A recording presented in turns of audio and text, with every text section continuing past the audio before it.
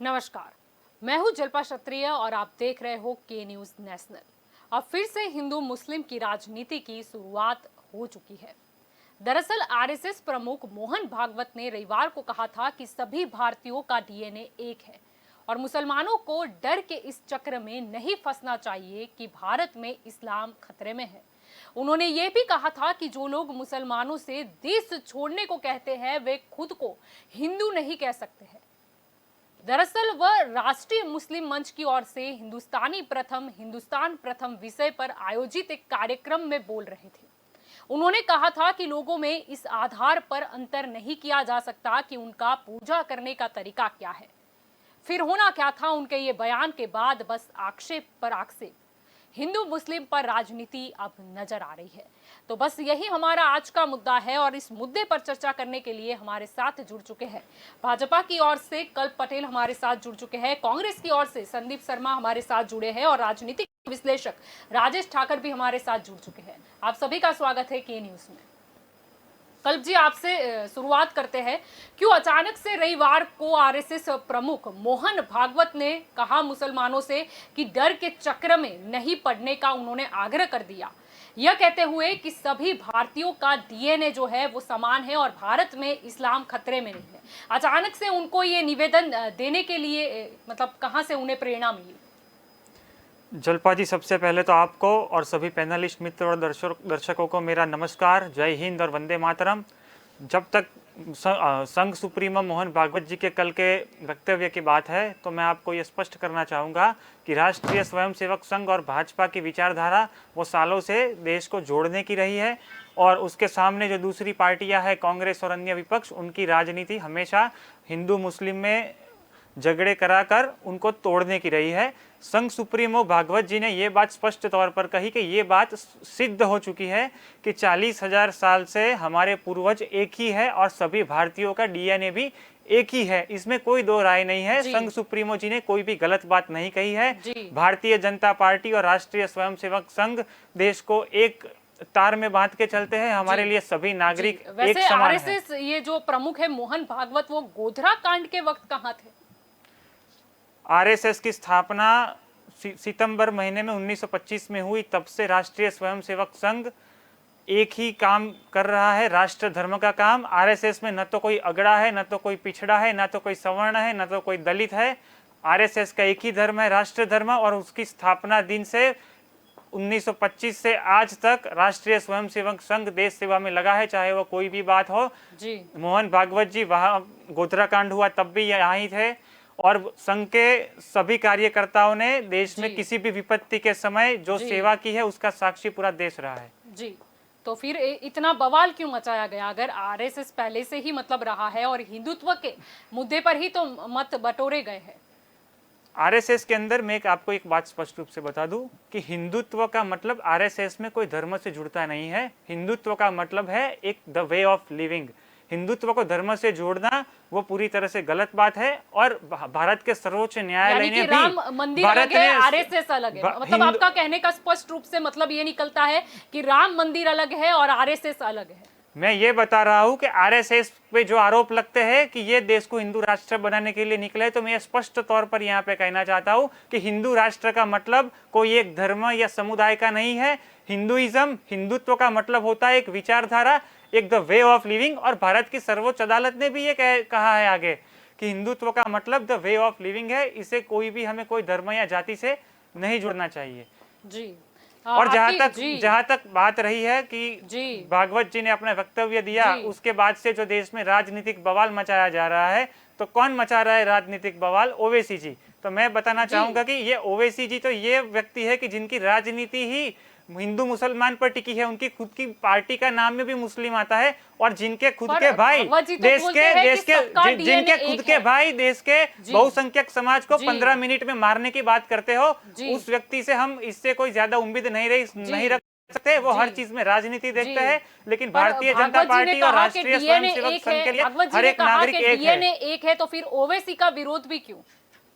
मतलब तो यही निकला ना मोहन भागवत के ये स्टेटमेंट के बाद। हम किसी व्यक्ति विशेष का विरोध नहीं करते हैं, हम किसी की विचारधारा का विरोध करते हैं जो देश में राजनीतिक दंगल करके हिंदू मुस्लिम को लड़वा के अपनी राजनीतिक रोटियां सेकना चाहते हैं। वे उस विचारधारा से हमें दिक्कत है ओवैसी जी की, हमें व्यक्तिगत रूप से किसी से कोई दिक्कत नहीं है। जी, आपकी ओर आना चाहूंगी मैं। संदीप जी, आपका क्या कहना है? आरएसएस चीफ के उस बयान के बाद में कांग्रेसी नेता दिग्विजय सिंह ने भी एक सवाल किया। उन्होंने सवाल ये किया था कि ये भागवत जी ये विचार अपने प्रचारकों और मोदी साहब को भी देंगे। उन्होंने आगे ये भी कहा कि यह विचार मोहन भागवत जी आप अपने शिष्यों को पालन करने के लिए बाध्य कर देंगे तो मैं आपका प्रशंसक हो जाऊंगा, लेकिन यह आसान बात नहीं है।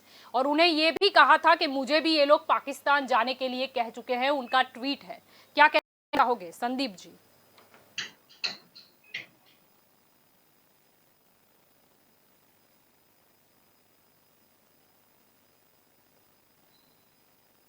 जी संदीप जी।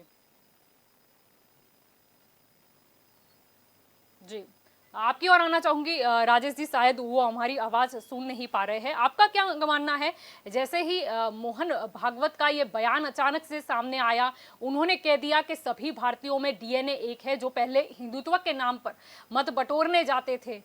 और उस पर ही दिग्विजय सिंह ने भी ट्वीट किया है और उन्होंने ये भी बताया है कि क्या ये भागवत जी अपना जो ये बयान दिया है, अपना जो विचार है, वो अपने प्रचारकों और मोदी शाह को भी देंगे, और वो क्या उनको बाध्य करेंगे कि वो इसी मतलब लाइन को लेकर चले कि सबके में, यानी कि सभी भारतीयों में डीएनए एक है। और उन्होंने ये भी ट्वीट किया था कि वे मुझे कई बार पाकिस्तान जाने की भी सलाह दे चुके हैं।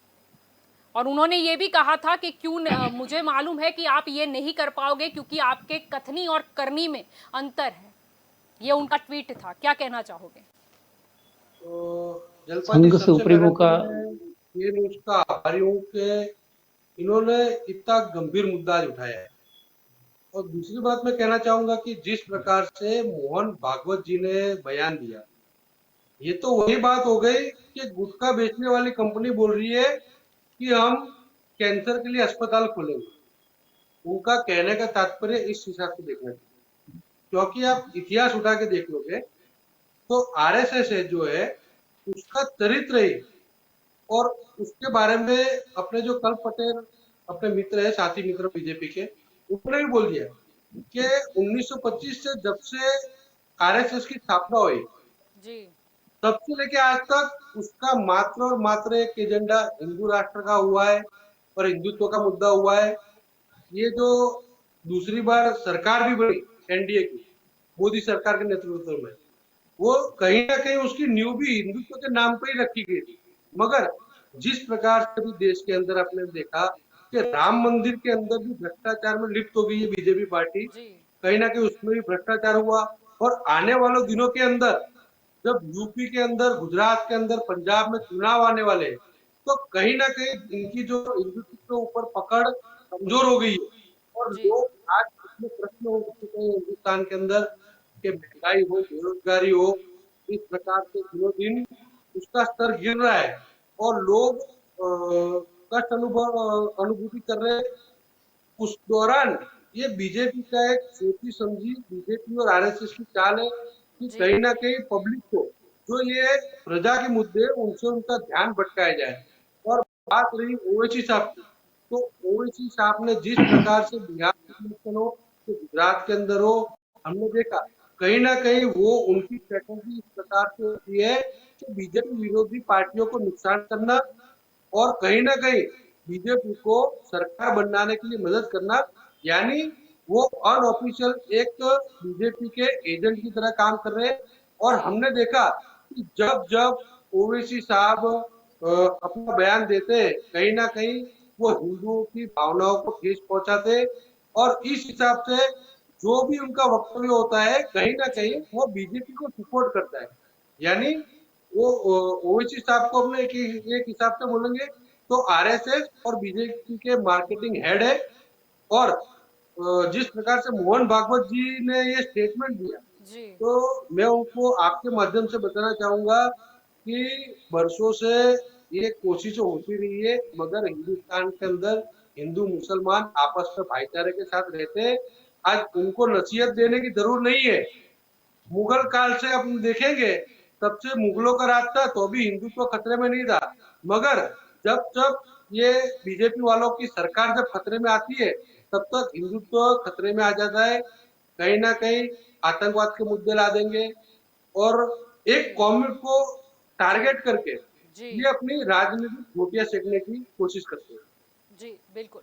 राजेश जी, आपकी ओर आना चाहूंगी। यहाँ पर बात ये भी है कि दिग्विजय सिंह ने जो ट्वीट किया, और बात ये भी है कि जब आरएसएस प्रमुख ने ये निवेदन दिया कि सभी का डीएनए एक है, यानी कि कहीं ना कहीं उन्होंने हिंदू मुस्लिम भाईचारे की बात की, तो तब ओवैसी का निवेदन भी सामने आया। वो कहते हैं कि हिंसा और हत्याएं हैं वो हिंदुत्ववादी सोच का परिणाम है, यानी उन्होंने फिर से उनको टारगेट कर दिया।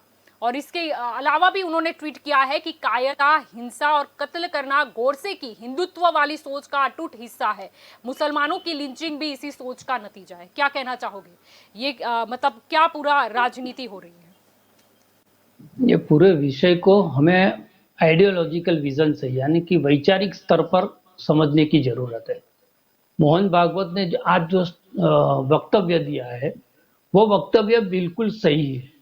मैं उसका समर्थन करता हूं, लेकिन उस पर विवाद क्यों हुआ कि 1925 से लेकर आज तक की राष्ट्रीय स्वयंसेवक संघ की स्थापना से लेकर जो विचारधारा थी, वो विचारधारा के साथ आज का जो मोहन भागवत का स्टेटमेंट है वो मेल नहीं खाता। क्योंकि यही मोहन भागवत 2 साल पहले दशहरा के दिन नागपुर में वक्तव्य देते हुए कहते थे कि हिंदुओं को ज्यादा बच्चे पैदा करना चाहिए ताकि मुस्लिमों की जो जनसंख्या बढ़ रही है उसका मुकाबला हिंदू कर सके। दूसरा उनका वक्तव्य ये था कि हर 7वां बच्चा वो कृष्ण पैदा होता है, तो हर माँ को 7 बच्चे पैदा करने चाहिए। ये भी मोहन भागवत साहब का स्टेटमेंट था।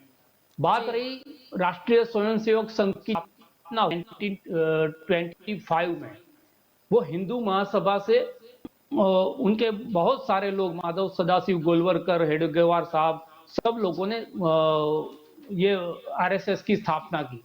उस वक्त माधव सदाशिव गोलवलकर का जो नॉन कोऑपरेशन मूवमेंट चल रही थी, उस वक्त भी एक स्टेटमेंट था जो उनके पुस्तक में दर्ज है। उन्होंने कहा था कि हमें आजादी की लड़ाई के अंदर हमारी शक्ति को व्यय नहीं करना है, हमें हिंदुओं के जागरण के लिए और हिंदुओं की एकता के लिए काम करना है। ये राष्ट्रीय स्वयंसेवक संघ की आइडियोलॉजी रही है। फिर वहां से आगे चले तो 1937 में राष्ट्रीय स्वयंसेवक संघ ने जो 2 नेशन थियरी थी उस पर एक ठहराव किया था, और भारत और पाकिस्तान दोनों धर्म के आधार पर 2 राष्ट्र, यानी हिंदुओं के लिए हिंदुस्तान और मुसलमानों के लिए पाकिस्तान, इस प्रकार का ठहराव किया गया था जी। जिसको अनुमोदन किसने दिया था? 1940 में मुस्लिम लीग के जीना साहब है, उन्होंने लाहौर अधिवेशन में यही बात का अनुमोदन करते हुए दूसरा ठहराव किया। जो बात अभी आप कर रही है कि मोहन भागवत ने एक बात कही और दूसरी बात ओवैसी साहब ने कही, वही आप इतिहास में देखोगे तो आरएसएस एक रिएक्शन देता था और मुस्लिम लीग उसका, और ये हिंदू मुस्लिम राजनीति के चलते हमने देखा कि गांधी जी की हत्या हुई, गांधी जी की हत्या करने वालों का महिमा मंडन भी हुआ। अभी मोहन भागवत साहब ये बात कह रहे हैं कि सभी का डीएनए एक है, तो फिर लव जिहाद के कानून की जरूरत क्यों पड़ी? जी। सभी लोग एक है, कोई अंतर नहीं है किसी में, हिंदू या मुसलमान के नाम पर, तो फिर लव जिहाद जैसे कानून की जरूरत क्यों पड़ी? जी। तो ये बात दिग्विजय सिंह के ट्वीट में की गई है, वो ये आइडियोलॉजी का जो ड्रास्टिक चेंज हुआ है, जो शीर्षासन हुआ है, उस पर उन्होंने व्यंग कसा है। और इसे राजनीति के साथ जोड़ना इसलिए चाहिए कि राष्ट्रीय स्वयंसेवक संघ हमेशा कहती रहती है कि हम राजनीतिक संस्था नहीं है, हम सांस्कृतिक राष्ट्रवाद के चलते राष्ट्रीय कामों के लिए हम बने हुए हैं। लेकिन जब जब चुनाव आते हैं तो भारतीय जनता पार्टी के बैकबोन बनकर आरएसएस ने हमेशा उनकी मदद की है। पिछले पश्चिम बंगाल के चुनाव के बाद वहां हिंदुत्व की हार्ड लाइन नहीं चली, वो हमने देखा, और वहां ओवैसी का पत्ता भी पहली बार उतारा गया। फिर भी वो नहीं चला। अभी उत्तर प्रदेश के अंदर कोविड के बाद जो एंटी गवर्नमेंट एक जो लोगों की भावना बनी है, उसमें अब हिंदू और मुसलमान ज्यादा करने से बहुत फायदा नहीं होगा। ये बात भारतीय जनता जी पार्टी और आरएसएस दोनों की थिंक टैंक को समझ में आ गई। जी जी और इसीलिए ये जो वैचारिक शीर्षासन में बोलता हूं वो हुआ है। उन्होंने सिर्फ ये बात नहीं कही कि हिंदू और मुसलमान का डीएनए एक है, उन्होंने आगे चलते हुए ये भी कहा कि मॉब लिंचिंग जो कर रहे हैं जी वो हिंदू हो नहीं वो सकते। हिंदू नहीं अब है। आप जी समझे मॉब लिंचिंग की घटनाएं कहां कहां कब कब और किस लोगों ने की। जी आप दादरी का उदाहरण ले लीजिए, आप गाय का उदाहरण ले लीजिए, जी आप लव जी जिहाद का जी एग्जाम्पल ले लीजिए। जी आप जो उत्तर प्रदेश के अंदर वो राम सेना बनी थी, वो वैलेंटाइन डे का विरोध करने के लिए, ये देख लीजिए। तो ये सारी मॉब लिंचिंग की घटनाएं किसी न किसी राष्ट्रीय स्वयंसेवक संघ से जुड़े हुए लोगों के द्वारा ही की गई थी। उस बात को उन्होंने नकारा है, वो अभिनंदन के पात्र है वो स्टेटमेंट भी।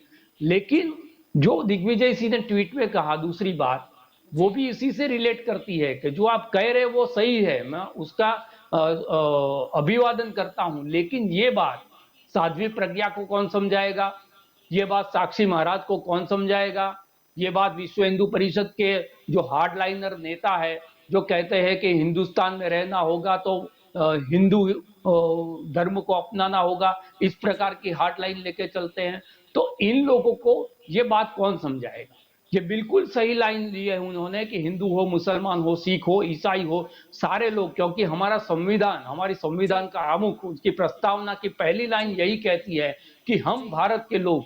संविधान ये नहीं कहते कि हम भारत के हिंदू या हम भारत के मुसलमान, जी वो ये क्या है कि we the people of India. तो जी इंडिया के अंदर सारे इंडियन, सारे यानी जी भारत के साथ भारतीयता जुड़ी हुई है। फिर वो जी हिंदू है, मुसलमान है, सिख है, जी ईसाई है, ब्राह्मण है, पटेल है, जी क्षत्रिय है, दरबार है, दलित है, जी वो कुछ नहीं देखा जाता। उसको इंसान के जी रूप में देखा जाना चाहिए और सारे लोगों का अधिकार, सारे लोगों का समान हक और सारे लोगों की जो स्वतंत्रता है वो संविधान के हिसाब से बरकरार रहनी चाहिए। ये लाइन के आधार पर जी अगर मोहन भागवत ने गंभीरता से ये बात की है और राष्ट्रीय जी स्वयंसेवक संघ अगर यही आइडियोलॉजी पर वापस लौट रहा है तो जी उससे किसी को दिक्कत नहीं होनी चाहिए। जी दूसरी एक चीज उन्होंने जी उसी स्टेटमेंट के अंदर कही कि जी पॉलिटिक्स जो है, राजनीति जो है, वो जी कभी हिंदू और मुसलमान को एक नहीं कर सकती। ये जी ये इशारा कहां जाता है, जो लोग सोमनाथ से रथ लेकर अयोध्या तक गए थे और जी उस पर जितना भी हिंसाएं हुई थी, दंगे हुए थे, जी तो ये हिंदू मुस्लिम राजनीति है। पश्चिम बंगाल में अभी हमने देखा कि वहां काम से ज्यादा जय श्री राम का नारा जी दिया गया। जी तो ओवैसी जो है वो मुस्लिम राजनीति करते हैं, ये लोग है जो हिंदू राजनीति करते हैं। उसके चलते क्या होता है, किसी हिंदू या मुसलमान को, अपने पड़ोस में रहने वाले जी मुसलमान, अपने दोस्त कोई मुसलमान हो, इससे किसी को नफरत नहीं होती। नफरत के जी बीच डालता कौन है, तो वो जी राजनीति डालता है। ये बात भी मोहन भागवत साहब की सही है। लेकिन जी ये करता जी कौन है प्रमुख रूप से, आज तक जी जितने भी जी दंगे हुए, जी जी गुजरात के अंदर गोधरा गोधरा का जी जो दंगा हुआ, जी उसकी आप भूमिका देखो आप, तो वो कहां थी, वो कार सेवक कहां जा रहे थे, वो क्यों जा रहे थे, वो कौन से नारे बोल रहे थे, उसके खिलाफ जो हुआ वो भी गलत हुआ। लेकिन ये सारी चीज सामान्य रूप से किसी इंसान को किसी जाति जी धर्म से अपना दिक्कतें नहीं होती। लेकिन जब इसमें राजनीति आ जाती है तो वो जी राजनीति, वो सवर्णों और जी दलितों को अलग करना है तो अनामत की बात छेड़ दो, अगर पटेल और चौधरी को अलग करना है तो जमीन की जी बात छेड़ दो, जी अगर ब्राह्मण और दलित को अलग जी करना है तो जी वो मनुवाद की बात छेड़ दो। जी यानी राजनीति एक ऐसे ऐसे मुद्दे लेके आती है जिसमें जी लोगों का ज्यादातर बंटवारा होता है। तो जी ये नहीं होना चाहिए। ये अगर भावना मोहन भागवत की है और उस पर वो गंभीर है तो जी उसका स्वागत होना चाहिए।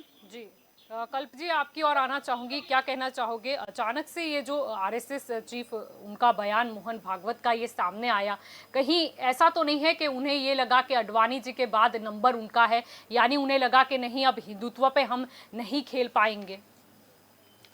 दोनों पैनलिस्टों ने अपनी बात रखी, मैं उन दोनों की बातों के जवाब देना चाहूँगा। पहले मैं राजेश भाई को कहूँगा कि उन्होंने कहा कि भागवत जी ने ये कहा कि सभी हिंदुस्तानियों का डीएनए एक है, तो इस बात के मूल में ये बात है कि हम सब जानते हैं और देश का इतिहास भी इस बात का साक्षी है कि हजारों सालों पहले मुस्लिम आक्रमणकारियों ने, मुगलों ने इस देश पे कब्जा करके जबरन रूपांतर, धर्म परिवर्तन करवाया था नागरिकों का। तब से देश में मुस्लिम तबके की संख्या बढ़ी है और भारतीय जनता पार्टी कभी भी कोई धर्म या संप्रदाय के विरोध में कभी भी नहीं रही है। हमारा विरोध ये है, उन्होंने लव जिहाद की बात भी कही, तो जो लोग धर्म की आड़ में अपनी पहचान को छुपा के किसी और धर्म की महिला को वो अपने पास प्रेम जाल में फंसा के उसके साथ जो कृत्य करते हैं उसके विरोध में हम खड़े रहेंगे। भारतीय जनता पार्टी देश के सांस्कृतिक राष्ट्रवाद की रक्षा करेगी और कांग्रेस, मैं कांग्रेस के मित्र को कहना चाहूंगा कि उन्होंने बात छेड़ी कि मुगलों के राज में भी हिंदू सुरक्षित थे, तो मुझे ये पता नहीं चलता है कि कांग्रेस के हम किसी भी नेता का बयान देखें कि उनको मुगलों पे प्यार आता है और उनकी पार्टी के नेताओं का बयान वो हिंदुओं के हमेशा खिलाफ रहता है। उन्होंने अभी हिंदुत्व पे बोला, तो मैं ये बोलना चाहता हूँ कि कांग्रेस को हिंदू नाम से परेशानी क्या है। उनके राहुल गांधी हिंदू आतंकवाद शब्द का प्रयोग करते हैं। अगर राम मंदिर की बात की जाए तो कांग्रेस पार्टी ने राम सेतु के अस्तित्व पर भी सवाल उठाए थे और उनके पार्टी के बड़े नेता का बयान था कि राम एक काल्पनिक है। तो कांग्रेस पार्टी पर जब गोधरा कांड हुआ तब भागवत जी का वो ज्ञान कहाँ था, क्योंकि 145 जो पाटीदार युवक थे वो अभी भी साबरमती जेल में है, उस पे भी भागवत जी मौन है। यानी कि तब जो कुछ हुआ और बाद में लगा कि नहीं हम खेल नहीं पाएंगे या राजनीति में टिक नहीं पाएंगे। जैसे पहले हिंदुत्व के मुद्दे आए थे, फिर लव जिहाद जो कानून है वो आ गया, फिर ट्रिपल तलाक का कानून हो गया। चलो सारे अच्छे कानून है, वो आवकार्य है, लेकिन क्या समय रहते पता चला कि नहीं हम हिंदुत्व पे अब ज्यादा नहीं खेल पाएंगे, इसीलिए चलो थोड़ी राजनीति कर लेते हैं, अब भाईचारे की बात कर लेते हैं। भारतीय जनता पार्टी और राष्ट्रीय स्वयंसेवक संघ की एक लाइन तय रही है, हम सांस्कृतिक राष्ट्रवाद की रक्षा के लिए हम अपनी जान भी दे सकते हैं। देश में विकास के साथ साथ हम संस्कृति की रक्षा भी करेंगे। अगर इस देश में किसी भी पार्टी ने या किसी भी नेता ने हमारी सांस्कृतिक धरोहर पे सवाल उठाए, हमारी महिलाओं बहनों पे सवाल उठाए, तो उसका जवाब भारतीय जनता पार्टी संपूर्ण रूप से देगी। जब तक मोहन भागवत जी के वक्तव्य का सवाल है, भारतीय जनता पार्टी उनके वक्तव्य का पूरी तरह से समर्थन करती है। पर आप बोल रहे हो समर्थन कर रही है, लेकिन ट्विटर पर काफी एक्टिव रहता हुआ बीजेपी का जो ऑफिशियल ट्विटर पेज है उसने तो एक ट्वीट नहीं की समर्थन में। ऐसा क्यों? कहीं ना कहीं बीजेपी दूर नजर आई और काफी बड़े नेता ने भी चुप्पी साधी। ऐसा क्यों? मतलब हिंदुत्व की वो जो पहले बातें करते थे, लोगों से मत बटोरते थे, अब वो कहीं ना कहीं अब चुप्पी उनकी क्या इशारा करती है? इसमें चुप्पी साधने की कोई बात ही नहीं है। यूपी का जो धर्मांतर भारतीय जनता पार्टी की विचारधारा काफी दिनों से जो चल रहा है, तो यूपी में भी इलेक्शन आ रहे हैं, इसलिए बचने के लिए मोहन भागवत को मैदान में उतार दिया गया। आज की राजकीय परिस्थिति देश में देखे तो आपको क्या भाजपा की परिस्थिति देख के लगता है कि आज भारतीय जनता पार्टी को बचने की जरूरत है? आज देश में सबसे मजबूत पार्टी और सबसे मजबूत नेता भारतीय जनता पार्टी के पास नरेंद्र भाई मोदी के रूप में है। अभी संदीप भाई बात कर रहे थे कि यूपी का इलेक्शन आ रहा है इसलिए ऐसे मुद्दे ला रहे हैं। हमें यूपी में इलेक्शन में जीतने के लिए हिंदू मुस्लिम करने की कोई आवश्यकता नहीं है। योगी जी ने जो विकास के काम किए उसके पथ पर हम आगे बढ़ेंगे। और संदीप भाई क्या यूपी की बात करते हैं, उनके प्रियंका गांधी का भी कार्ड खेल लिया 2 दिन पहले। परसों ही मैं अपनी बात पूरी कर लूं जल्पा जी, अभी परसों ही 76 की बात की है, तो योगी जी जो हिंदुत्व का चेहरा बन रहे थे, कहीं ना कहीं उनको बिठाना भी जरूरी था, इसीलिए मोहन भागवत से ऐसा स्टेटमेंट आगे करवा दिया गया। ऐसी कोई बात नहीं है, ऐसी कोई बात नहीं है जलपा जी। योगी जी अपना कर्म अच्छी तरह से यूपी की जनता के लिए कर रहे हैं। लेकिन मैं संदीप जी को जवाब देना चाहूंगा, उन्होंने यूपी का जिक्र किया था अपनी बात में, तो यूपी में अभी परसों ही जिला परिषद के चुनाव के नतीजे आए हैं। उसमें से 76 जिला पंचायत में से कांग्रेस को अपना खाता भी नहीं खोल पाई है कांग्रेस तो, और वो भाजपा को नसीहत देने निकले हैं कि भाजपा डर रही है इसलिए कर रही है। पहले कांग्रेस अपने संगठन को मजबूत बनाए। जो चुनाव के वक्त घर घर अपने नेताओं को मनाने जाना पड़ता है, उसकी चिंता कांग्रेस करे। गुजरात में तो वो अपना प्रदेश प्रमुख भी तय कर नहीं पा रहे। जो सरकार है वो आरएसएस के एजेंडे पे काम कर रही है और चुनावी लाभ के लिए धर्मांतरण के मुद्दे को मतलब उन्होंने उछाला है। उन्होंने यहां तक कहा था कि आरएसएस के सहयोग और समर्थन के बिना बीजेपी का अस्तित्व कुछ भी नहीं है। फिर भी आरएसएस अपनी कही गई बातों को बीजेपी और उनकी सरकारों से लागू क्यों नहीं करवा पा रहे? ये सुप्रीमो मायावती बीएसपी बसपा का जलपा जी, जब जब चुनाव आते हैं तो सिर्फ मायावती जी नहीं, अभी अखिलेश जी का भी बयान आएगा, राहुल जी का भी बयान आएगा, सभी राजनीतिक पार्टियों का बयान आएगा, क्योंकि उन सब पार्टियों को अपनी राजनीतिक वजूद को बचाना है इस चुनाव में। यानी भारतीय जनता पार्टी सभी आरोपों को सहन करने के लिए तैयार है, लेकिन हमारा काम प्रायोरिटी ये रहेगा कि हम यूपी की जनता के लिए जो काम कर पाए। आने वाले समय में गुजरात में भी चुनाव आएंगे, तो गुजरात में भी हमने जो 25 साल में काम किया है वो भी हम आगे लेके जाएंगे। जो रथ चला था और जो हिंदू मुस्लिम हुआ था वो क्या था, और गोधरा कांड क्या था? जब जब मतलब ये अगर विचारधारा पहले से रही है जब भी देश में किसी समाज की आवाज को दबाने की कोशिश की जाएगी, धर्म समाज के की नाम बात पर, थी या धर्म की बात? धर्म या समाज, किसी भी व्यक्ति के अगर अधिकारों को दबाने की कोशिश की जाएगी तो भारतीय जनता पर पार्टी DNA तो डंके एक है, की ये चोट क्या पे पहले उसका नहीं विरोध पता था? करेगी। डीएनए तो भारतीय एक है, सब भाई भाई है, क्या ये पहले नहीं पता था? क्यों सब मोहन हम- भागवत को आज ही याद आया? हम तो आज भी कहते हैं कि सभी भारतीयों का डीएनए एक ही है। मुगलों जी। जैसे पर आक्रमणकारियों ने इस बीजेपी देश में धर्म परिवर्तन बीजेपी जबरन ने करवाया है। बीजेपी ने अपने आधिकारिक जो अपना ट्विटर अकाउंट है उस पर ट्वीट क्यों नहीं किया, समर्थन क्यों नहीं किया? ऐसा तो कोई मापदंड है नहीं कि अगर भारतीय जनता पार्टी के ट्विटर अकाउंट पे ट्वीट आता है तो ही भारतीय जनता पार्टी उस पर समर्थन यानी तो करती है। मायावती का ये जो निवेदन है वो सही साबित हुआ कि ऐसे तो आरएसएस के उन्होंने तो एजेंडा कहा था, यानी कि आरएसएस की विचारधारा हम रख लेते हैं कि उस पे बीजेपी आगे बढ़ती है, और आरएसएस के सपोर्ट के बिना उन्होंने तो कहा है बीजेपी कुछ भी नहीं है, और फिर भी आरएसएस की कई गई बातों को बीजेपी जो सरकार है वो लागू नहीं करवा सकती। जो देखा गया कि मतलब मोहन भागवत का बहुत बड़ा स्टेटमेंट आता है कांग्रेस की ओर से, बसपा की ओर से, दूसरी भी पार्टी की ओर से, उसके ऊपर कोई ना कोई प्रतिक्रिया आती है, लेकिन बीजेपी की तरफ से नहीं आती। क्या समझा जाए? मैंने आपको कहा कि यूपी का चुनाव सामने है, इसलिए हम पे आरोप लगेंगे, सामने है, हम पे आरोप लगेंगे, हम पे आरोप लगेंगे, हमें मत चाहिए, हमें वोट, हम अपने भारतीय जनता पार्टी तुष्टीकरण की राजनीति में नहीं मानती है। आज तक तुष्टीकरण की राजनीति कांग्रेस और अन्य पार्टियों ने की है, भारतीय जनता पार्टी विकास की राजनीति करती है। मोहन भागवत भगवा भूल गए क्या? मोहन भागवत जी आरएसएस के चीफ है, आरएसएस की विचारधारा के साथ, आरएसएस की विचारधारा है राष्ट्र धर्म की विचारधारा। आज आरएसएस विश्व का सबसे बड़ा वॉलंटियर ऑर्गेनाइजेशन है, उसका हमें गर्व है। बयान पे चलते थे, गोधरा कांड में जो शामिल थे, जो दूसरे भी केस में शामिल थे, कहीं ना कहीं वो उनकी हिंदुत्व वाली सोच पे जा रहे थे, आज वो सब शायद जेल में है, और यहाँ पर मोहन भागवत ने यू टर्न ले लिया। मोहन भागवत जी ने कोई यू टर्न नहीं लिया है। मोहन भागवत जी ने कहा है कि सभी का डीएनए एक है, तो ये बात तो सही ये है। पहले क्यों नहीं समझ में आई? मुद्दा यही है, पहले नहीं था। जलपा जी, मैं सबको बोलना चाहूंगा, डिबेट पैनलिस्टों को और कांग्रेस के भी सभी कार्यकर्ताओं को, कि वो एक बार जाके शाखा में एक बार जाके अटेंड करें, उनको पता चले कि संघ में क्या सिखाया जाता है। संघ में सिर्फ एक ही बात सिखाई जाती है, राष्ट्रीय सांस्कृतिक धरोहर की हमें कैसे सुरक्षा करनी है, देश को कैसे हमको जोड़ के मजबूत रखना है। ऐसा तो है नहीं कि आरएसएस में सिर्फ हिंदू ही है, आरएसएस की कई ज्यादा विंग है, उसमें मुस्लिम भी है, ईसाई भी है, महिलाएं भी है, हर धर्म और तो तबके के लोग आरएसएस से जुड़े हुए हैं। इसलिए कांग्रेस मुस्लिमों को भड़काने के लिए और दूसरी पार्टियां कांग्रेस। राजेश जी कुछ बोलना चाहते हैं जी। संदीप जी मैं आपकी ओर भी लौटूंगी जी। राजेश जी आप काफी देर से कुछ बोलना चाहते हैं। संदीप जी मैं आपकी ओर भी आऊंगी जी। राजेश जी, मेरे युवा दोस्तों ने बहुत सारी बातें कही वैचारिक विचारधारा आइडियोलॉजी के बारे में। जी। मैंने जो शुरुआत में राष्ट्रीय स्वयंसेवक संघ की स्थापना से लेकर माधव सदाशिव गोलवलकर जी और हेडगेवार जी, मुझे लगता है कि कल भाई को KR मलकानी साहब का नाम शायद पता होगा, क्योंकि वो शाखा में जाते होंगे। तो उनका एक पुस्तक है RSS विजन इन एक्शन, ये पुस्तक को एक बार पढ़ लेना चाहिए। जी। जो बात वो अभी कर रहे हैं वो सारी, यानी कि मोहन भागवत जी आज जो बयान दे रहे हैं या बात कर रहे हैं, वो बातों से बिल्कुल विपरीत बातें उस पुस्तक में लिखी गई है कि राष्ट्रीय स्वयंसेवक संघ की स्थापना क्यों हुई, राष्ट्रीय स्वयंसेवक संघ क्या करना चाहता है, और राष्ट्रीय स्वयंसेवक संघ हिंदुस्तान को किस खाके में देखना चाहता है, वो राजनीति के स्वरूप में, सामाजिक स्वरूप में और सांस्कृतिक स्वरूप में। ये तीनों बातें हैं।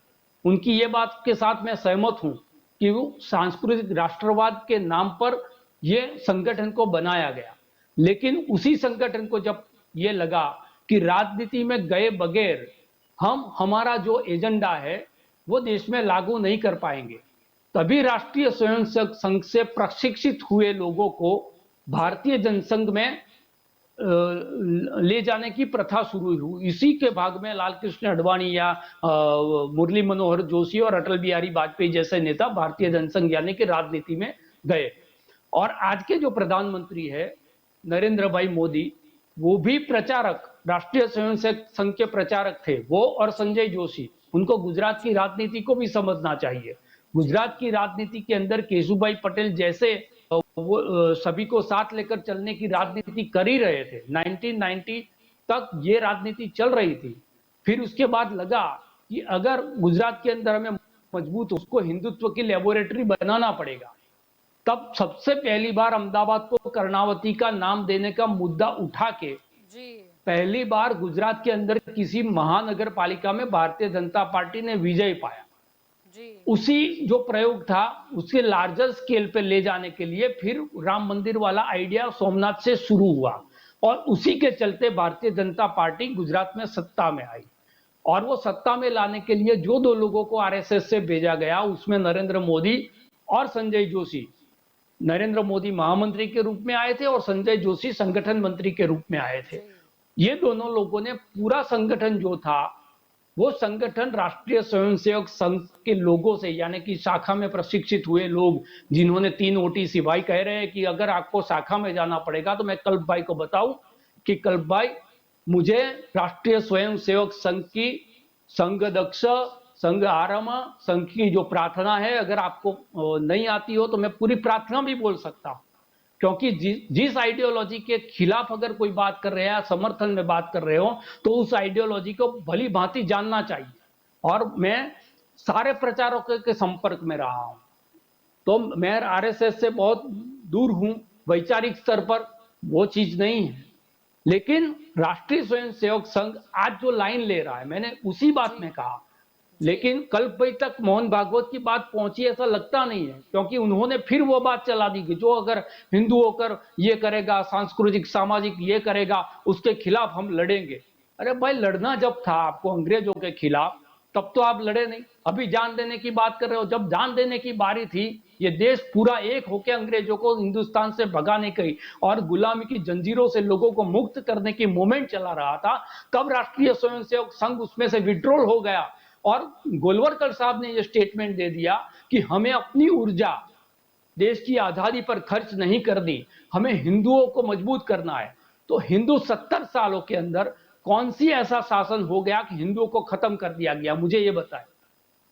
किसके घर में जाके, मेरे या तुम्हारी 7 पीढ़ी के अंदर किसके घर में जाके बिना राजनीतिक दंगे के कोई मुसलमान किसी के घर में घुस गया, किसी बहन बेटी को उठा के अपने पास ले गया? लव जिहाद की उन्होंने बात की, मैंने बताया लव जिहाद, अगर डीएनए एक है तो लव जिहाद के कानून की जरूरत नहीं। उनका जवाब ये दे रहे हैं कि किसी को फुसला कर, बहला कर, अपनी जाति या धर्म छुपा कर अगर ले जाते हैं तो ये होना चाहिए। तो क्या ये हिंदुओं में नहीं होता? हिंदुओं के अंदर मैं बड़ी बड़ी नौकरी करता हूं या बड़ी जाति वाला हूं, ये बात बताकर लव मैरिज नहीं होते? हिंदुओं के अंदर मैरिज होने के बाद मैरिज टूटते नहीं हैं, उसमें आपको दहेज का या अलग अलग इश्यू, यौन शोषण का, ये किसी धर्म के साथ जुड़ी हुई बात नहीं है। ये आदमी की जो सोच है, जो उनकी मानसिकता है, उसी के साथ जुड़ी हुई बात है। और वो हिंदू भी हो सकता है, वो मुसलमान भी हो सकता है। दरिंदा जो है, चोर जो है, डाकू जो है, भ्रष्टाचारी जो है, वो किसी धर्म, जाति या कौम से पैदा नहीं होता, वो अपनी सोच से पैदा होता है। तो सबसे पहले तो ये गंदी सोच जो है आदमी के अंदर, स्त्रियों के प्रति देखने की, स्त्रियों को अपने से छोटा मानने की, स्त्रियों के साथ, अभी मोहन भागवत साहब का ही मैं स्टेटमेंट बता दूं तो लड़कियों को कौन सा कपड़ा पहनना चाहिए, कौन सा नहीं पहनना चाहिए, ये कौन सा सांस्कृतिक राष्ट्रवाद है? लेकिन ये भी नागपुर से बताया जाएगा। तो ये भी नहीं चलता। और आज मोहन भागवत में, मैं फिर भी बार बार कह रहा हूं, फिर भी मैं मोहन भागवत साहब का आज का वैचारिक तौर पर मैं उनसे बहुत सारे मतभेद रखते हुए भी आज का जो स्टेटमेंट है उसका मैं स्वागत करता हूं। और जो बात है वो बात नीचे तबके तक जाए। और ये जो बात हो रही है कि हिंदुओं का ये हो गया, 40,000 साल पहले हमारे पूर्वज ये थे, मैं कहता हूं कि हमारे पूर्वज में शिवाजी भी हो गए, हमारे पूर्वज में राणा प्रताप भी हो गए, लेकिन उस धरोहर को अगर हम संभाल नहीं पाए तो इसमें दोष किसका है? जी ये समझने की जरूरत है। जो हमें संस्कार दिया गया, हमें झांसी की रानी भी दी गई, लेकिन आज हमारे देश के अंदर हर घंटे में 3,000 बलात्कार होते हैं। तो हम वो झांसी की रानी का महिमा मंडन करके खुश नहीं हो सकते ना। वो संस्कृति, वो इतिहास को हम दोहरा दोहरा कर कितनी देर तक जिएंगे? उस इतिहास के साथ हम जुड़े हुए नहीं रहे।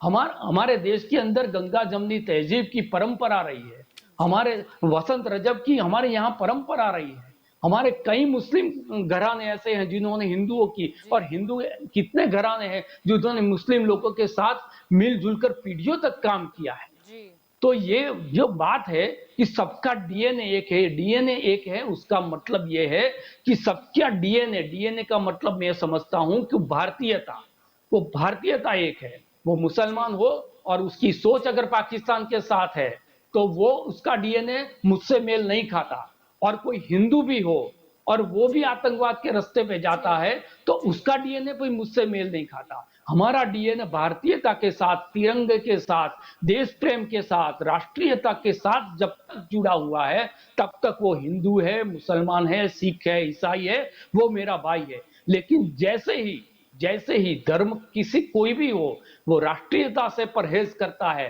राष्ट्र के खिलाफ अगर कोई षड्यंत्र करता है तो उसका डीएनए हमारे साथ नहीं जुड़ता। ये सीधी सीधी बात है, और यही बात का संदेश पूरे देश में सभी लोगों तक जाना चाहिए। तो ही ये जो वो बात बता रहे हैं ना कि राजनीति कभी किसी को इकट्ठा नहीं कर सकती। क्यों नहीं कर सकती? क्योंकि जो स्टेटमेंट अभी दिए जा रहे हैं भारतीय जनता पार्टी के बिहाफ पर, वो स्टेटमेंट नहीं देने। इतने हार्ड लाइन, भाई आप युवा नेता हो, आप नई जनरेशन के लोग हो, आपको तो ज्यादा मॉडर्न होना चाहिए।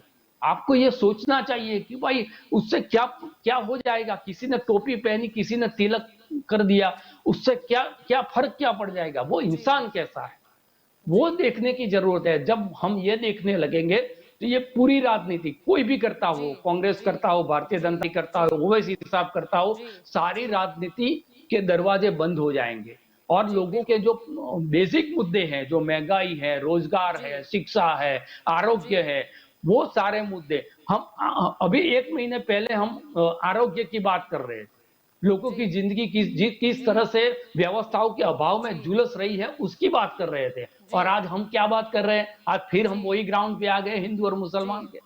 या फिर तो कहीं ये नहीं होना चाहिए। कहीं ना कहीं महंगाई से बचने के लिए और दूसरे मुद्दों से बचने बिल्कुल के लिए लाया गया। नागरिकों के मुद्दों पर और संविधान से जुड़ी हुई बातों पर ही हमें संवाद और विसंवाद करना चाहिए। चर्चा भी उसी स्तर पर होनी चाहिए। जी संदीप जी, आपकी ओर आना चाहूंगी। यहाँ पर कांग्रेस अल्पसंख्यक विभाग के अध्यक्ष ने भी ट्वीट किया था कि कांग्रेस ने हमेशा से ही मांग की है कि लिंचिंग के खिलाफ कड़ा कानून बनना चाहिए। अब मोहन भागवत ने भी लिंचिंग की निंदा कर दी है, तो अब नरेंद्र मोदी से अपील है कि आरएसएस प्रमुख के बयान का सम्मान करते हुए लिंचिंग के खिलाफ एक मजबूत कानून बनाए, जिससे ये जो आतंकी वारदात है उस पर लगाम लग सके। जी, हमारी पहले से मांग भी रही है और विचारधारा भी रही है कि देश में कांग्रेस पार्टी एक दूसरे को जोड़ने का काम करती है। आरएसएस हो या बीजेपी हो, वो अंग्रेजों के टाइम से डिवाइड और लोगों को बांटो, सामने आओ, लोगों को सपने दिखाओ। बात ये नहीं है जलपा जी, बात ये है कि किस समय पे ये हिंदुत्व की बात है। आज हमारे साइंटिस्ट बोल रहे हैं, डॉक्टर्स बोल रहे हैं कि हिंदुस्तान के अंदर तीसरी लहर आने की संभावना है कोरोना की। मगर जिस प्रकार से हम लोग देख रहे हैं कि वैक्सीन हो, और पिछली बार हमने ऑक्सीजन की किल्लत, आज उस पर कोई चर्चा नहीं हो रही है, और ये सरकार पूरी तरह से विफल हो चुकी है। इसलिए कहीं ना कहीं अपनी नाकामियां छुपाना, महंगाई हो, बेरोजगारी हो, आज हम भाजपा का प्रवक्ता मित्र को पता होगा कि यूपीए गवर्नमेंट के टाइम पे जिस प्रकार से उन लोग ने महंगाई को एक मुद्दा बनाकर और सत्ता हासिल कर ली, आज उसी तेल की कीमतों को लेके कोई उनकी ओर से निवेदन नहीं आ रहा है। यानी कहीं ना कहीं आज ये सरकार अपनी नाकामी को छुपाने के लिए, और हमारे प्रवक्ता मित्र ने बोल दिया कि बीजेपी और आरएसएस एक ही है। यानी सरकार जब मुसीबत में आ गए तब मोहन भागवत की एक सुपरमैन के तरह आ गए सामने, और उन्होंने एक हिंदुत्व का मुद्दा छोड़ दिया। और उसके सामने तुरंत ही ओवैसी साहब का रिएक्शन भी आ गया। यानी जो फिलहाल जो भी मुद्दे हैं, सारे जी मुद्दों से लोगों का ध्यान भटका देना, और जो वैक्सीन की किल्लत हो गई, आज सरकार की घुसू हो गई है, जी इस सारी चीजों को छुपाने के लिए इस प्रकार के षड्यंत्र किए गए हैं। मगर हिंदुस्तान की जनता अब इन लोगों का मुखौटा जान चुकी है कि ये लोग सिर्फ और सिर्फ बातें कर रहे हैं, बाकी उनको जनता के मुद्दों से कोई मतलब नहीं है। ये सिर्फ और सिर्फ एक चंद उद्योगपतियों की और अमीरों की सरकार है, गरीबों से उनका कुछ लेना देना नहीं है। अरे प्रवक्ता मित्र को बोलिए कि जिस तरह गुजरात में भी हम देख रहे हैं पिछले कई दिनों से कि वैक्सीन नहीं मिल रही है, वैक्सीन जी कैसे बंद हो गई जी है, लोगों को जनता के जी सामने जी हमको उन लोग को बताने की जरूरत है। यानी कहीं ना कहीं जलपा जी ये पूरा मुद्दा जी सरकार की विफलताओं को छुपाने के जी लिए रचा गया है। जी जी बिल्कुल। कल्प जी आपकी ओर आना चाहूंगी। जैसे कि भागवत जी ने निवेदन दिया था कि वो हिंदू नहीं कहलाएगा जो मुसलमान को यहाँ से जाने के लिए कहेगा, या लिंचिंग के लिए भी उन्होंने बात की थी। अगर मतलब भागवत जी को ये ज्ञान मतलब गोधरा कांड के बाद तो हुआ ही, और राम मंदिर पर न्याय आ गया उसके बाद ही क्यों हुआ? या फिर उनके बयान पे चले कि डीएनए में कोई मतलब अब भेदभाव नहीं है, यानी कि मंदिर और मस्जिद में अब कोई भेद नहीं रहेगा। राजेश भाई ने जो विस्तृत रूप से बात रखी, मैं उनकी बात का पूरी तरह से सम्मान करता हूँ। उन्होंने डीएनए और भारतीयता के बारे में जो बात की, पर उन्होंने उसका मैं हिंदू पूरी मुस्लिम तरह कहा से था, सम्मान करता हूँ। भारतीय जनता पार्टी के भारतीय जनता पार्टी शब्द का प्रयोग क्यों नहीं किया? उन्होंने हिंदू मुस्लिम ये कहने की आवश्यकता भागवत जी को कहाँ पड़ी? उन्होंने डीएनए शब्द का उपयोग इसलिए किया कि सालों पहले जब आक्रमणकारी आए उसके बाद देश में धर्म परिवर्तन किया गया, और उसके बाद जो धर्म के भाग हुए वो उस समय पर हुए। जी उस तरह से अभी तो उन्होंने आप कहा। भारतीय बोल रहे थे। मैं अपनी बात जलपा जी एक बार मेरी अपनी बात पूरी कर देता हूँ। जी राजेश जी ने कहा, मैं उनकी बात का पूरी तरह से सम्मान करता हूँ। उनके विचार देश के प्रति बहुत ही अच्छे हैं, उनके लिए मैं उनको सैल्यूट भी करता हूँ। और मैं एक बार ये बात उसमें जोड़ना चाहूंगा कि भारतीय जनता पार्टी के प्रतिनिधि के तौर पर, कि भारतीय जनता पार्टी की आज सरकार देश में है। देश के प्रधानमंत्री जब भी कोई बात शुरू करते हैं तो उनकी बात की शुरुआत होती है 130 करोड़ भारतवासी, यानी भारतीय जनता पार्टी और नरेंद्र भाई के लिए हिंदू, मुस्लिम, सिख, ईसाई वो कोई अलग नहीं है, हमारे लिए सब एक है। और आप ऐसे एक 2014 के बाद हुआ क्या? गुजरात में तो सत्ता लेने के लिए तो हिंदुत्व का गुजरात में भारतीय जनता पार्टी की सरकार बनी, नरेंद्र भाई मुख्यमंत्री बने, तब से नरेंद्र भाई का एक सूत्र रहा था, सबका साथ सबका विकास। नरेंद्र भाई के नाम पर और भारतीय जनता पार्टी को से फायदा किसे हुआ था? ऐसी कोई घटना किसी को फायदा नहीं होता है। सत्ता किसे मिली थी? भारतीय जनता पार्टी अपने विचार को लेकर जनता के पास गई थी और जनता ने उनको प्रचंड समर्थन दिया था, यानी जनता ने स्पष्ट कर दिया था। हिंदुत्व के मुद्दे पर मत मिले थे, ये तो मानना होगा ना। भारतीय जनता पार्टी को अपने काम के बलबूते पर वोट मिलते हैं। राम मंदिर का, राम मंदिर संविधान के लिमिट में रह के राम मंदिर का निर्माण का वादा भारतीय जनता पार्टी ने अपनी स्थापना से किया है, और हर 2014 के मैनिफेस्टो में भी था, 2019 के मैनिफेस्टो में भी था कि हम संविधान की हद में रहकर राम मंदिर निर्माण के पक्ष में है। और सुप्रीम कोर्ट का डिसीजन आ जाने के बाद भी आज कांग्रेस और आम आदमी पार्टी के नेता उस पर सवाल उठाते हैं। आरएसएस के एजेंडे पे चलती है भाजपा, ऐसा क्यों कहा मायावती? भाजपा देश के 130 करोड़ देशवासियों के जन कल्याण के लिए चलती है, उनकी सुरक्षा के लिए चलती है, उनके विकास के लिए चलती है, देश में आतंकवाद के खिलाफ लड़ाई के लिए चलती है। भाजपा के लिए हम किसी व्यक्ति को धर्म में बांटते नहीं है। मैं ये आज मुझे बात इसलिए कहनी है मैडम, मैं ये बात मैं कहना चाहूंगा। अगर आप धर्म में नहीं बांटते तो आपने ये कानून क्यों बनाया? मैं एक बात मेरी पूरी कर लूं पहले, मैं एक बात पहले पूरी कर लूं। कुछ जाति का नाम लिखकर आपने ये क्यों नहीं बताया कि अगर कोई भी हो, वो कोई भी जाति का हो, अगर वो छुपाएगा और फिर होगा तो ये कायदा लागू किया जाएगा? क्यों किसी जाति को तब टारगेट किया गया? मैं पहले अपनी बात पूरी कर दूं। मैं अपनी बात अगर हम बात करें, कोरोना जब फैला था तब तगलगी जमात को क्यों निशाना बनाया गया? मैं पहले अपनी बात पूरी कर लूं, मैं आपके हर सवाल का जवाब दूंगा जलपा जी। मैं पहले अपनी बात पूरी कर लूं जी, मैं अपनी बात पहले पूरी कर लूं। आज हिंदू मुस्लिम के बारे में इसलिए मुझे बात करनी पड़ रही है क्योंकि कांग्रेस पार्टी ने पहले से तुष्टीकरण की राजनीति को अख्तियार किया और देश के मुसलमानों को पहले से ऐसे भड़काया कि भाजपा आपके लिए हानिकारक है। अगर भाजपा वाले वाले आए तो वो आपको मार डालेंगे, भाजपा वाले आपके लिए कुछ काम नहीं करेंगे। लेकिन मोदी जी ने अगर मुस्लिम महिलाओं को न्याय देने का काम 70 साल में किसने किया? 3 तलाक का कानून नरेंद्र भाई मोदी लेकर आए और उसका भी विरोध कांग्रेस के नेता कर रहे थे। यानी भाजपा जो भी करती है उसका विरोध करना वो कांग्रेस की फितरत है। और जिस तरह से भाजपा देश में आगे बढ़ रही है, कांग्रेस के सुपड़े साफ हो रहे हैं, तो वो किसी भी बात में हमारा विरोध करेंगे। बहुत ही ज्यादा आगे बढ़ रहा था, यानी कहीं ना कहीं उस मुद्दे को भी कंट्रोल में तो करना था ना। यूपी में इलेक्शन जो आ रहे हैं, भारतीय जनता पार्टी अपने काम के बदले वोट मांगने के लिए जाती है। तुष्टीकरण की राजनीति और भागला पाड़ो और राज करो, वो नीति कांग्रेस को मुबारक। तो फिर अभी संदीप भाई उसका उदाहरण दे रहे थे, उन्होंने 60 साल कैसे राज किया? भागले पाड़ के ही राज किया है, अच्छी बात की, डिवाइड एंड रूल करके ही उन्होंने राज किया है। क्यों सामने नहीं आया? बीजेपी का समर्थन क्यों सामने नहीं आया? या कहीं ना कहीं बीजेपी में आज भी वो भगवा जो है वो लहरा रहा है, कहीं ना कहीं आज भी उन्हें भारतीय जनता पार्टी, उन्हें याद है कि भारतीय जनता पार्टी विविधता में एकता के सूत्र में विश्वास रखती है।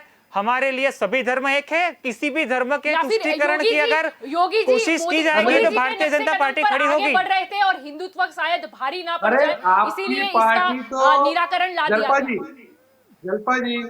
जलपा जी, ये लोग भाईचारे की बात कर रहे हैं, मगर इनको मैं याद दिलाना चाहूँ, इंसानियत तो छोड़ी, इन लोगों को तो जिस जगह के नाम भी एक कम्युनिटी के साथ में जुड़े होते हैं, वो भी इनकी पार्टी को गवारा नहीं होता। जिस प्रकार से यूपी के अंदर हमने देखा कि इलाहाबाद मुगलों का से नाम इतना प्रेम क्यों है? प्रयागराज जो चीज पहले उसका नाम जो था उसको वापस करने में कांग्रेस को आपत्ति क्यों है? आपको उतने मुगल इतने प्यारे क्यों है? मुझको आपत्ति है इससे। संदीप भाई, देश की सांस्कृतिक धरोहर के साथ आप खिलवाड़ मत कीजिए। आप जगह के नाम अगर बर्दाश्त नहीं कर सकते हो, आप जगह का नाम का इतिहास बदल सकते हो। मैं संदीप जी की बात का जवाब दे रहा हूँ। उन्होंने उत्तर प्रदेश में जो काम हुए हैं उसकी बात की अपने। आप बात कर रहे हो तो कर्णावती नाम क्यों नहीं कर दिया? समय आने पर भारतीय जनता पार्टी की सरकार अपने निर्णय करेगी। पता चला कि नहीं, हिंदुत्व पे आगे नहीं बढ़ पाएंगे। जो मोहन भागवत को कल ज्ञान हुआ वो शायद आपकी सरकार में बैठे लोगों को पहले हो चुका कि नहीं, अब इस पर हम आगे नहीं बढ़ पाएंगे। जलपा जी एक मुद्दा बना के जीते हैं, मुद्दा बना के नहीं, हम जनता का काम करके जीते हैं। आपने 60 साल में देश में शौचालय भी नहीं बनाए, आप गांव तक बिजली भी नहीं पहुंचा पाए, आप गांव की महिलाओं को गैस कनेक्शन भी नहीं दे पाए। आपने सिर्फ गरीबों का वोट बैंक के तरीके से उपयोग किया। आपने ग्रामीण और शहरी विकास में संतुलन नहीं रखा। आपने कुछ शहरों का विकास किया, लेकिन आपने देश के जो बड़ा तबका गांव में रहता था उसको मरने के लिए छोड़ दिया। गांव में इंफ्रास्ट्रक्चर बनाना वो आजाद देश की प्राथमिकता होनी चाहिए थी, जो कांग्रेस पार्टी नहीं कर पाई है। ये कांग्रेस पार्टी की सबसे बड़ी विफलता है। ओवैसी की ट्वीट आपको फिर से मैं बता देती हूँ, उस पर भाजपा ने क्यों प्रतिक्रिया नहीं दी, ये बात समझ में नहीं आती। क्योंकि वो लिखते हैं कि कायरता, हिंसा और कत्ल करना गॉडसे की हिंदुत्व वाली सोच का अटूट हिस्सा है। मुसलमानों की लिंचिंग भी इसी सोच का नतीजा है। आज कहां गए आरएसएस, कहां गए वो भाजपा जो हिंदुत्व के नाम पे निकलते थे? इसका आंसर उन्होंने क्यों नहीं दिया? क्यों उनकी कोई ट्वीट नहीं आती है? ना मोहन भागवत के समर्थन में आती है, ना ओवैसी के मतलब उसके विरोध में आती है, या उसमें कोई प्रतिक्रिया में आती है? क्यों नजर नहीं आती? क्या अब राजनीति भारी पड़ गई है? ओवैसी जी नफरत की राजनीति करते हैं। उनकी पार्टी के नाम में ही मुस्लिमीन है। उनकी राजनीति सिर्फ एक वोट बैंक पर टिकी हुई है, इसलिए इस बात का इस तरह से वो पॉलिटिसाइज कर रहा है। यानी वो कोई भी निवेदन दे, का जवाब देना यानी कि वो जरूरी नहीं है। और कोई भी निवेदन दे, जवाब देने की बात करते हैं कुछ नहीं करेगी, तो देश के अब भाजपा कुछ नहीं करेगी, अब आरएसएस कुछ नहीं करेगा। मोहन भागवत चुप है, मोहन भागवत चुप है। मुख्तार अब्बास नकवी जी ने आज आरएसएस की आज ओवैसी की या फिर मुस्लिम संघ के आयोजित कार्यक्रम में मोहन भागवत गए थे, यानी वहां पर वो थोड़े इमोशनल हो गए थे। मोहन भागवत जी किसी तरह से इमोशनल नहीं हुए हैं। उन्होंने जो बात रखी है उसमें तथ्य है कि देश के सभी नागरिकों का डीएनए एक है, उसमें सभी नागरिकों। उन्होंने हिंदू मुस्लिम क्यों कहा? उन्होंने ये क्यों नहीं कहा कि भारत में रहने वाले लोग? क्यों हिंदू और मुस्लिम? दूसरी जाति के लोग कहां चले गए? सभी देशवासियों का डीएनए दूसरी जाति के लोग कहां चले गए? हिंदू भी आ गए, मुसलमान भी आ गए, हर एक धर्म और तबके के लोग आ गए जी। और जो दूसरे धर्म परिवर्तन की बात थी, हम दूसरे क्रिश्चियन को ले ले या क्या ले ले, तो मोहन जो भागवत है उनका हिंदू मुस्लिम शब्द पर ही भार क्यों रहा? ये बात समझ में नहीं आ रही है। भागवत जी वो मुस्लिम मंच की फंक्शन में वहां बैठे थे, इसीलिए उन्होंने ये निवेदन दिया। बोल दीजिए कल्प जी।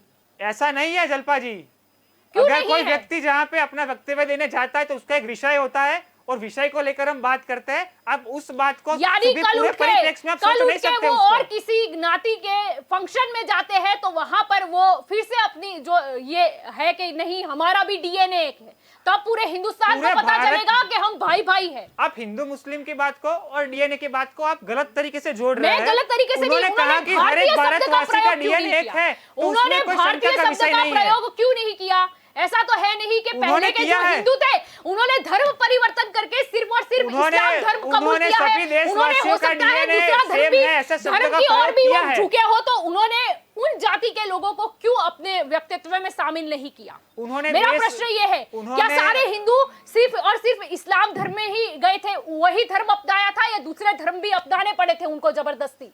अगर मोहन भागवत का आप जो बोल रहे हो उस हिसाब से मतलब निकाले तो, अपने यानी वक्तव्य वो में- उनको नहीं गिनते? उन्होंने अपने वक्तव्य में सभी भारतवासी ऐसे शब्दों का प्रयोग किया है। क्या बात कर रहे हो? उन्होंने कहा हमें है तो सभी- हिंदू मुस्लिम हाँ, मुसलमान वो सिखाया बात नहीं। हिंदू मुस्लिम वो शब्द हाँ, भी हाँ, प्रयोग किया किया है, है, बोल दो। लेकिन देशवासियों का डीएनए एक है, उन्होंने ऐसे शब्द का प्रयोग भी किया है, उसमें सभी देशवासी आ जाते हैं। पूरा मुद्दा ही पलट दिया। समझ में ही नहीं आ रहा है मोहन भागवत क्या बोल रहे हैं, मोहन भाजपा भागवत क्या जी- बोलना चाहता है वो तो लिख ही नहीं रहा है। मोहन भागवत जी ने यह कहा कि हम सभी भारतवासियों का डीएनए एक है नहीं, और नहीं। 40,000 साल उनका- से हमारे पूर्वज एक ही है। उन्होंने स्पष्ट तौर पर उनका कहा है। निवेदन पर आप उनका जो बोल निवेदन रहे थे पर आरएसएस प्रेरित आरएसएस और भाजपा का जो भगवा वाला फॉर्मूला था वो क्यों उन्हें यू टर्न लेना पड़ा? भाजपा और आरएसएस का सांस्कृतिक राष्ट्रवाद का जो हमारी विचारधारा है उसको सिर्फ एक धर्म के साथ जोड़ने का काम कांग्रेस और अन्य पक्षों ने कई सालों से किया है। लेकिन हम ये कहते हैं कि आप बता दीजिए, मोदी जी 7 साल से प्रधानमंत्री है, उन्होंने कैसा निर्णय कर लिया कि जिससे देश का मुसलमान बर्बाद हो गया? मुझे आप एक बात बता दीजिए, 2014 से पहले कांग्रेस पार्टी वाले यही बात कहते थे कि अगर भाजपा की सरकार आ गई तो मुसलमान को खलास कर दिया जाएगा, उनका धर्म परिवर्तन करके उनको हिंदू बना दिया जाएगा। आज क्या ऐसा कौन सी सरकार के द्वारा ऐसा भाजपा की सरकार के द्वारा किया जा रहा है? हमारे मोदी मित्रों जी को को बदनाम अभी करना ताजा ही और उदाहरण कांग्रेस देना को चाहूंगा। हमारे लिए CAA सभी का धर्म के जो लोग एक आप- समान है, अच्छा, लेकिन वैसे कांग्रेस CAA का को जो हिंदू फैसला समाज है। की भागवत जी आपत्ति ने है, ये कहा है उनको तो पता नहीं चल लिंचिंग रहा पर है। कानून कब बनेगा? लिंचिंग पर कानून कब बनेगा? और जो पहले हुआ है लिंचिंग के शिकार हुए हैं, क्या उसे भी न्याय दिलाएंगे भाजपा? सबको शायद न्याय हो मिलना सकता है चाहिए, उसमें अपने सबको- ही लोग शामिल हो, ऐसा भी तो हो सकता है। सबको न्याय मिलना चाहिए। भारतीय जनता पार्टी की सरकार का एक स्पष्ट मत है, कानून का काम करेगा। ऐसा नहीं होगा कि कोई एक धर्म का है तो वो बच जाएगा और दूसरे धर्म का है तो उसको सजा मिलेगी। ऐसा नहीं चलता। जो गलत करता है वो गलत है, चाहे वो कोई भी धर्म का ही क्यों ना हो, चाहे वो हिंदू हो, मुसलमान हो, सिख हो, ईसाई हो। गलत बात को गलत कहने में कोई बुराई नहीं होनी चाहिए और सही बात को सही कहने में भी कोई बुराई नहीं होनी चाहिए। जी। और मैं ये स्पष्ट करूंगा कि भारतीय जनता पार्टी के शासन में चाहे गुजरात हो, चाहे वो दिल्ली में प्रधानमंत्री हो मोदी जी, हम वसुधैव कुटुंबकम की भावना में जी, मानते हैं, हम जी, विविधता में एकता में जी, मानते बिल्कुल। हैं, हम सभी तबकों जी, को साथ में लेकर जी, चलते हैं जी। और आगे भी चलेंगे। कांग्रेस जी। वाले हम पे आरोप लगाए, कांड और उससे हमें काफी कोई कांड दिक्कत के नहीं बाद है। हम मानते हैं वसुदेव कुटुंबकम में। बिल्कुल सही बोला आपने। वसुधैव कुटुंबकम की विचारधारा भारतीय जनता पार्टी अपनी स्थापना के वर्ष से मानती है। आप प्रधानमंत्री मोदी जी की भी बात कर लीजिए तो वो जब किसी भी विदेश में जाते हैं तो अपने भारत का नाम ऊंचा करते हैं और उनके हर एक भाषण में वसुधैव कुटुंबकम का भाव रहता है। वो यूएन में जाके भी ये बात बोलते हैं तो हम भारतीयों की छाती गज फूल जाती है कि हमारा आज प्रधानमंत्री 56 इंच का सीना लेके दुनिया के हर कोने में जाके भारत की संस्कृति को आगे करता है। क्या आपने योग तो किसी धर्म का नहीं है ना? क्या आपने राहुल गांधी या किसी सोनिया गांधी जी को, प्रियंका गांधी जी को योग करते हुए देखा विश्व योग दिन पे? इनको हिंदुओं से और हिंदुत्व से दिक्कत क्या है वो पता मुझे नहीं चला है आप और कहाँ देश बात की कर रहे जनता हो? भी नहीं अब पता हिंदुत्व चली की है। बात नहीं हुई। कल्प जी मोहन भागवत को याद कर लो। अब आप नाम नहीं लोगे हिंदू या हिंदुत्व का, क्योंकि उनका कहना है मैं कि आपको डीएनए ये कह रहा हूं आप बोलिए हिंदू कि मुसलमान, यहाँ पे आप बोलिए हिंदू मुसलमान, यहाँ पे नेता आप कांग्रेस बोलिए ने हिंदू कहा, मुसलमान, यहाँ आप पे बोलिए नेता- हिंदू मुसलमान, यहाँ मोहन यहाँ भागवत पे- आरएसएस का यहाँ पे- निवेदन है, ऑफिशियल निवेदन है उनका कि डीएनए एक है। अब हिंदुत्व की बात नहीं कर सकती है भाजपा। अगर भाजपा अगर हिंदुत्व की बात नहीं कर अगर सकती। कांग्रेस का बैठा हुआ भाजपा नेता हिंदुत्व की भाजपा बात की करने विचारधारा लायक पे नहीं सवाल है। उठाएंगे तो मैं भाजपा जवाब नहीं कर दूंगा। सकती सुनिए, बात। आरएसएस बात अगर नहीं कर सकती। भाजपा की विचारधारा पे हमारे भाजपा के मित्र तो मैं जवाब दूंगा। जिस प्रकार क्यों से नहीं? सोनिया जी और राहुल जी का नाम ले रहे हैं, विचारधारा पे सवाल उठाए जाएंगे तो मैं कांग्रेस के मित्र का जवाब दूंगा। अकेले मत बोलिए, अब आप हिंदुत्व को अकेले मत बोलिए, मोहन भागवत को याद कर लीजिए, या तो बोल दीजिए कि मोहन भागवत की वो निजी राय थी, क्योंकि भाजपा आधिकारिक तौर पर कोई भी स्टेटमेंट नहीं देना चाहती। अभी तक तो उन्होंने कुछ नहीं किया, ट्विटर पे ट्वीट भी नहीं किया। जो छोटे से छोटे मुद्दे पर अपनी टिप्पणी रखती है वो भाजपा ने आज कुछ नहीं लिखा, यानी कहीं ना कहीं वो मोहन भागवत की निजी राय थी। जो उन्होंने स्टेटमेंट दिया वो उनका था, आरएसएस और भाजपा को उसके साथ कोई लेना देना नहीं है। बोल दीजिए। आप जिस तरह के जवाब मुझसे एक्सेप्ट कर रही है और आप जो सुनना मैं चाहती क्या, है, मैं वो सुनना आपको नहीं जवाब चाहती हूँ। आप ऐसा- या तो नहीं, आप गोल गोल घुमा रहे हो। पहले आप स्पष्ट बोलते कह रहा हो हूं। मैंने मोहन स्पष्ट भागवत जी तौर ने पे बहुत कहा। अच्छी बात की है, हिंदू मैंने स्पष्ट- मुसलमान डीएनए एक है। आपने फिर इतिहास हमें पढ़ाया, फिर मैंने आपको पूछा तो ऐसा तो था नहीं कि वहां के जो हिंदू थे पहले उन्होंने सिर्फ इस्लाम कबूल किया हो सकता है वो दूसरे धर्म ज्ञाति के लोगों के साथ मतलब वो धर्म अपनाया हो। तो मोहन भागवत जी क्यों नहीं उनके बारे में बोले कि उनका डीएनए भी हमारे साथ मिलता जुलता है, एक है। फिर आप कुछ और बोलते हो, फिर मैं आप बोलते हो हिंदुत्व, फिर मैं आपको बोलती हूँ आप कहाँ आप हिंदुत्व की बात कर रहे हो। आप मुसलमान की भी बात कीजिए जिनका और हमारा डीएनए एक है, आप उसके बारे में कुछ बोलते नहीं हो। आपको बोलना क्या है? जब तक भागवत जी की बात डीएनए वाली बात है, उन्होंने उसमें बोला था कि हर भारतवासी का डीएनए एक है। अब उन्होंने भारतवासी आ गया। अरे मेरी अब बात हिंदू खत्म होने मुसलमान दीजिए, भूल क्लैरिफिकेशन गए, क्या मिल जाएगा बात है? जलपा जी। मैं आपको क्लैरिफिकेशन दे रहा हूँ, मेरी हिंदुत्व बात पूरी देखिए, होती है। हिंदुत्व अरे मेरी पे बात बात तो सुन होगी, लीजिए। हिंदुत्व पे बात आपके आएगी, सवाल का हिंदुत्व पे भगवे पे बात नहीं होगी आएगी, तो हिंदू नहीं मुसलमान आएगी। हट जाएगा, मैं आपको मुसलमान हट स्पष्ट जाएंगे, तौर हिंदुत्व पर पे जवाब बात देता हूँ, होगी। स्पष्ट तौर पर जवाब देता हूँ। सिर्फ 15 सेकंड मुझे सुन लीजिए आप। जी जी। भागवत जी ने डीएनए वाली जो बात कही थी वो देशवासियों के बारे में कही थी, और जो हिंदू और मुसलमान की बात कही थी उन्होंने ये कहा था कि अगर देश का कोई अपने आप को हिंदू मानने वाला व्यक्ति अगर किसी मुसलमान को ये कहता है कि तुम इस देश से चले जाओ, तो वो व्यक्ति सच्चा हिंदू नहीं कहला जा सकता। वो उस कंटेक्स्ट में उन्होंने हिंदू मुस्लिम कहा था। डीएनए की बात में उन्होंने ये बात कही है कि सभी अच्छा, देशवासियों वैसे का पाकिस्तान डीएनए एक है। पाकिस्तान जाने का जो स्टेटमेंट था वो कौन सी पार्टी की ओर से ज्यादातर आता है? जब भी किसी वो- ने ऐसा जी। बयान दिया है, भारतीय जनता पार्टी के शीर्षस्थ नेतृत्व ने उसको उसके बारे में जवाब दिया है, उसकी निंदा भी की है और उसको व्यक्तिगत बयान भी बताया गया है। भारतीय जनता पार्टी किसी एक धर्म की राजनीति नहीं जी। करती है, हम सभी धर्मों को साथ में लेकर चलते जी, हैं। ऐसा है या फिर हिंदू मुसलमान फिर से लाना पड़ा? यूपी का इलेक्शन है भाई, यूपी का और इलेक्शन, योगी जी को आगे यूपी नहीं का बढ़ने इलेक्शन हम योगी जी के काम पे दम पे जीतेंगे, मोदी जी के नाम के दम पे जीतेंगे। उसके तो फिर धर्म परिवर्तन का अभी जो मुद्दा था वो इतना जोर क्यों पकड़ा और ये लव जिहाद का भारतीय कायदा? जनता पार्टी अभी का भी वो स्पष्ट अगर मानना है- नहीं, आप जो बात कर रहे हो कि वो फिर मतलब धर्म परिवर्तन होता है लड़कियों का, यानी वो फिर से ये डबल स्टेटमेंट आ गया मोहन भागवत का और ये आपके धर्म परिवर्तन की जब तक बात है, भारतीय जनता पार्टी स्पष्ट मानती है कि चाहे वो किसी भी धर्म का नागरिक क्यों ना हो, किसी का भी जबरन धर्म परिवर्तन नहीं होना चाहिए। जबरन धर्म इस है देश तो में। फिर एक ही क्यों बोला गया, दूसरे मतलब क्यों नहीं ज्ञाति को शामिल किया गया? उसमें विधर्मी समुदाय का कोई भी व्यक्ति अगर दूसरे धर्म की युवती को अपने प्रेम जाल में फंसाकर उसको अपने वश में लेने की कोशिश करेगा, अपनी पर ओळख जो छुपा के, आधिकारिक तो जो उस पे आधिकारिक एक्शन फोटो लिया रखते जाएगा। थे वो तो आप बुरखे का ही रखते थे, वो और किसी धर्म के में जो वस्त्र पहने जाते हैं उसका तो नहीं रखते थे। यानी ये आपका स्टेटमेंट कैसे मतलब उस पे सूट हुआ? जलपा जी, जो ज्यादातर किस्से आए हैं उसमें वो बात देखी गई है, और हम किसी धर्म का विरोध नहीं करते हैं, लेकिन हम एक विचारधारा का विरोध करते हैं कि किसी को गुमराह करने की विचारधारा वो नहीं चलेगी, चाहे वो किसी भी धर्म का हो। देश को तोड़ने की विचारधारा आज नहीं चलेगी, वो किसी भी धर्म का भी क्यों ना हो। सभी धर्म के लोग हाथ से हाथ मिला के आगे बढ़े। हम भारत को दुनिया में एक ऐसा देश प्रस्थापित करें कि पूरी दुनिया देखे कि ये भारत देश है जहाँ पे सभी धर्म के लोग मिल बांट कर रहते हैं। और अभी संदीप भाई दंगों की बात कर रहे थे कि तो जिनके राज में देश में सबसे ज्यादा दंगे हुए हैं और वो सांप्रदायिक दंगों में सबसे ज्यादा जाने गंवानी पड़ी है, वैसी पार्टी के मुंह से आज ऐसी बात अच्छी नहीं लगती है। आज आप गुजरात में देख लो, गुजरात को दंगा मुक्त भारतीय जनता पार्टी ने बनाया है। देश में देख लीजिए, प्रधानमंत्री जी का मोदी जी के बनने के बाद आज हिंसा देश की में जो राजनीति भारतीय सांप्रदायिक जनता उग्रवाद होते हैं, पार्टी ने उसमें की बहुत है, कमी आई है। उसका नतीजा आज तक और- बंगाल की जनता भुगत और रही मैं है। ये और बोलना सुनिए, चाहता- बंगाल की जनता क्या पूरे हिंदुस्तान की अरे जनता बंगाल में आप आपको साफ इस हो गए, बात के 45 से लिए माफ 0 आ नहीं चुके हैं। करेगी। हमारी बात मत अरे कीजिए। भाई, बंगाल में अरे भाई, भारतीय आप जनता देख पार्टी लीजिए, 30 से 80 बंगाल सीट में तक क्या हो पहुंची रहा है। है अभी भी। कांग्रेस बंगाल अब में बंगाल आप छोड़िए, संभाले, गुजरात जनता छोड़िए, यहाँ पे कांग्रेस आप अपना घर भारत देश की संभाले, बात कर रहे हो। हो, कांग्रेस को बंगाल छोड़ भाजपा को दीजिए, नसीहत देने की गुजरात जरूरत छोड़ नहीं है। दीजिए, भारत जलपा देश जी, की बात मैं कर रहे हो। आपको जब बंगाल हिंदू के नाम पे मुसलमान का उदाहरण देना डीएनए चाहता हो हूँ। सकता है, हम सभी भारतीय एक हो सकते हैं, तो आप कहाँ बंगाल की और गुजरात की बात कर रहे हो? मैं ये कह रहा हूँ कि अरे जलपा जी, मैं आपको उदाहरण दे रहा हूँ।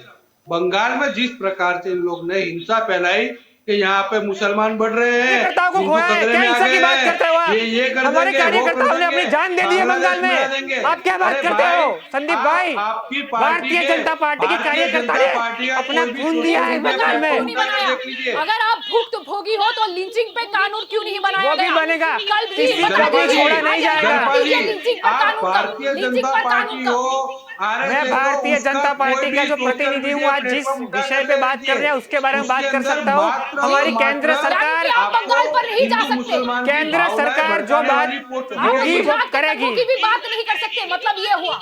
अगर नेता कांग्रेस मुझसे सवाल करेंगे, हमारे कार्यकर्ताओं पे सवाल उठाएंगे, उसमें अपमान करेंगे, हमारे मोदी जी का अपमान करेंगे, तो मैं उनको जवाब दूंगा। क्यों नहीं दूंगा मैं जवाब? आपने बोला था आप गुजरात के दंगे पहले लेकर आए, आपको सुनना हो तो सुन लेना फिर से एक बार। सवाल पूछना मोदी जी का अपमान हो गया।